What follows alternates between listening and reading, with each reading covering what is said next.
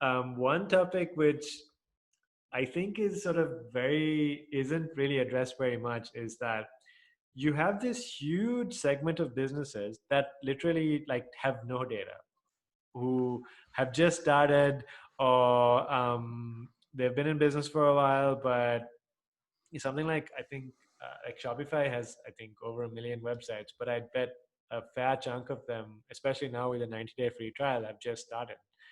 Um, so then everything which we've just talked about doesn't really help, right? Because they don't have orders, they don't have.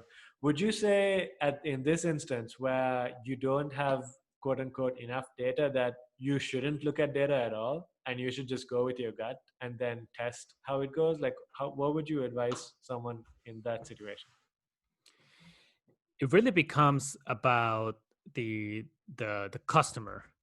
So Paul Graham from Y Combinator had a great essay for software companies, but really applies in this case, about doing things that don't scale. Mm-hmm. And I find for startups or small businesses who are just getting started, what that means when it comes to data is you probably do not have a funnel, right? If your funnel only has 10 people and you can see that 5 of them drop in step 5, maybe that's a problem, maybe not. Like the numbers are still too low to really make strong decisions on it.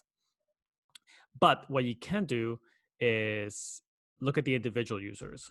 So in this case, you're really becoming very familiar with John Smith. And where did John Smith come from? How did John Smith hear about your site?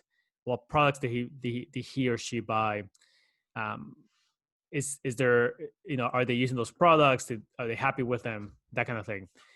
And what's great is at this stage, you can actually be very familiar with, your first 100 customers, maybe your first few hundred customers. Like, yeah, you can actually know who they are and have a pretty clear picture about that person. Yeah. And how you fit into their life in a smaller, big way. And eventually you will not be able to do this, right? You'll have thousands of customers and you cannot keep track of individuals. But now you can. And what that means is what you know about your individual customers would then just shape everything else you do, because you'll know that you'll be marketing to John Smith and what this person cares about. So that gives you some ideas as to what products to get or what marketing campaigns to send or what to say. And I think that's really beneficial, but it might not be as sexy, as looking at a funnel and slicing it and doing all this kind of analysis, but it can still be very impactful, right? To be very, very aware about who your customer is. No, I think that the reason I want to get into this topic is because I find that there's so much advice out there that I almost feel like it's less about the actual advice and more about letting people know at what stage what advice applies to them. Yeah. Because I see this, I mean, I'm a member of quite a few e-commerce groups, and a very common question I see is, hey guys, I ran a Facebook ad campaign. I got, 1,000 views, 2,000 views, and nobody bought anything. Can somebody help me? Like, what do I have to do? And and exactly, right. So like someone in that situation should not be thinking about a funnel at all. They should be thinking about, okay, like I just tried Facebook. Let's try another ad somewhere else and see if that worked better, and then go from there. Like get your first customer and then talk to that customer. And exactly what you said, I think that was great. And then once you're getting enough customers and you can start scaling that, then you move on to maybe the funnel, where now you're looking to really optimize. And then once you've got enough data in your funnel, now you get to segment. And it seems like there's sort of this maturity curve. And I guess anybody listening in right now, you should really try to figure out where you are on this curve so that you can take the advice that best fits you. Yeah.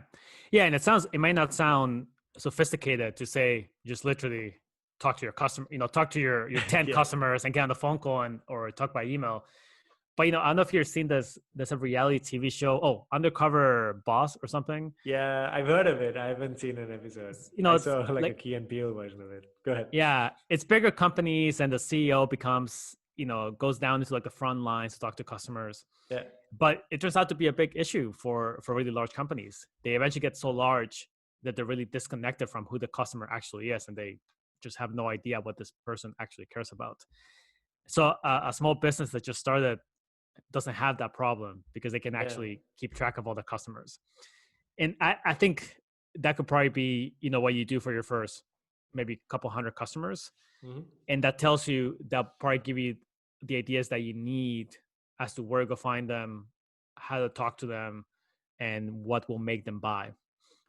Right. I mean, you just reminded me of this Zappos story where every time they hired someone, regardless of their position, they had to go work at the warehouse and actually Yep. sell the shoes for I don't know how long. And I thought that was like a.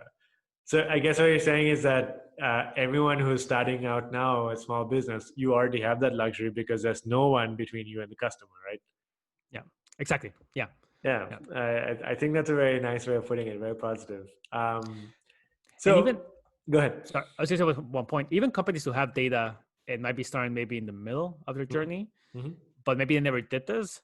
Um, it's one of the things I always strive for them to do more, to collect more qualitative data, because I think it's easy to fall prey and look at just data points and look at, Mm. this data points are moving through a funnel, and then you see them drop off. So you're making some decisions, but do you really know who's behind those data points, and what, who they are roughly in demographics and behavioral attributes?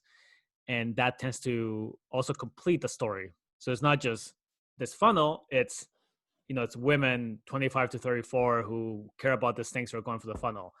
And I think that provides a much more richer understanding of the data. Yeah, I guess would you say that it's important to have this balance where you don't do too much quantitative or too much qualitative, but you try to sort of.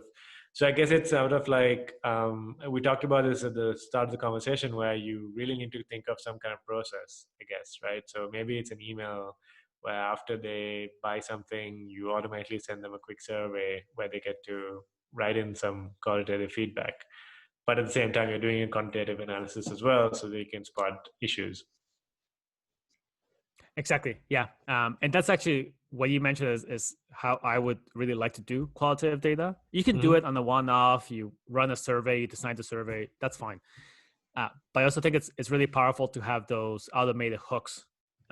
So yeah, when someone purchases, when someone returns something, maybe when someone falls off, maybe they add to cart, but then they fall off. All this kind of points throughout the journey, having an automated email or a survey or for a way to provide feedback.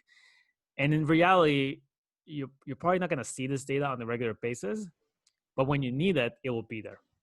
So when you say, why do people buy our products? Do we know? You can go back and look at, 100 responses from the past 30 days or whatever it might be, and that you're able to access it.